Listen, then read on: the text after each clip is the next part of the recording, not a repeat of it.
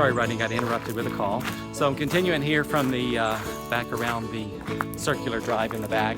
And we're going to go down to the area that has the swimming pool. I'm going to let you see that. It's a beautiful walkway. There's so many beautiful spots for sitting that have been fixed with chairs, chase lounges, lawn area, that it's really just unbelievably beautiful.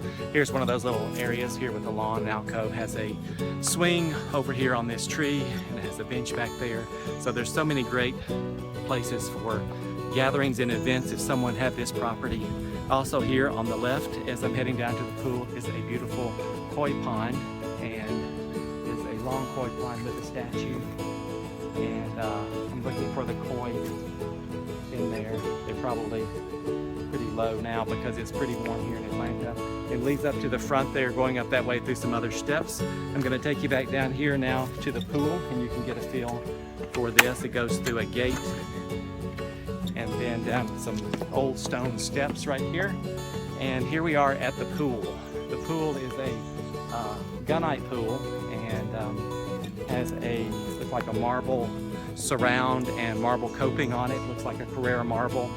And it has just a big field here, lawn around this pool. At the far end, there is another sitting area with some steps that's leading up to a little platform where they have put another little alcove or niche for people to find and wander into. There's nothing on the other side except more land, so we're going to head back up here, and I'll take you around and show you the barn on the far side of the property. Might take a little minute to get there, but it's worth the look.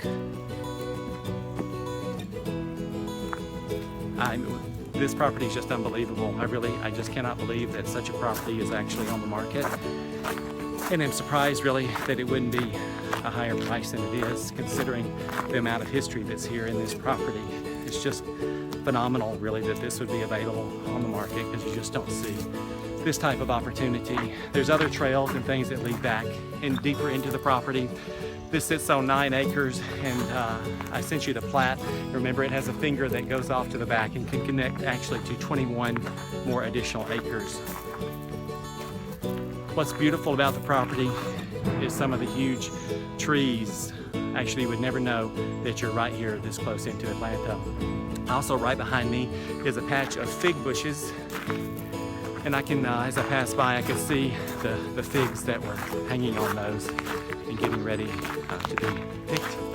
There's another type of herb garden or vegetable garden over here. I'm going to show you down another path. All these are little paths and have little stone, beautiful wind chime there. And we're going to see the garden they've got encased here that they have been cultivating here with tomatoes and okra and things. And you might not know what okra is coming from Southern California, but it's something we love here in the South. There's another patch here. These probably used to be more formal gardens before they, as time changed, of course, they became more utilitarian than formal rose gardens. And I'm heading over here to the barn. And if you can, behind me, just look at these gorgeous, huge trees. I don't know if you can really tell the scale of some of these old trees. And the entire side of the property on this side, the right side, as you come down, is that bamboo. And it's really beautiful and provides a great screening.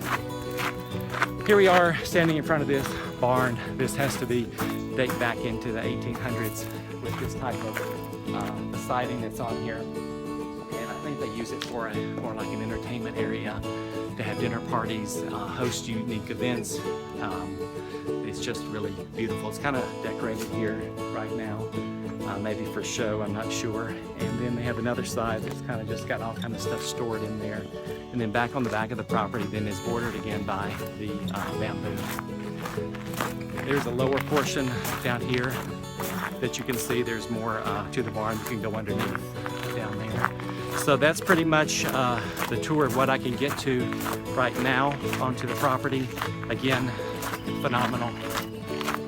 It makes me want to purchase the property myself because it is such a great thing. And to think that you get all this history going back to those times that were so important in Atlanta, of the history of how Atlanta was developed, and especially with the history of the sister to the Bullocks, who was the grandfather to the Roosevelts and was the great grandfather and grandmother to Eleanor Roosevelt, who was next door.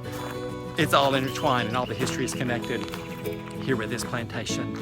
And actually you might ask why this is called Mimosa Hall. So it's had a couple of names, as I mentioned. It started out as Dunwoody Hall for the Dunwoody family who built it, and then it was Phoenix Hall since it burned and rose out of the ashes, so they took that mythological figure. And then it became Mimosa Hall, and it was named Mimosa Hall for the gorgeous mimosa trees that are on the property. So, and it remains today to Mimosa Hall. I hope you've enjoyed this tour. I loved being here and bringing you this tour. Look forward to talking to you and answering any questions about this property, and greatly look forward to showing you this property when you get to Atlanta. Have a great day, Rodney, and talk to you soon. Bye.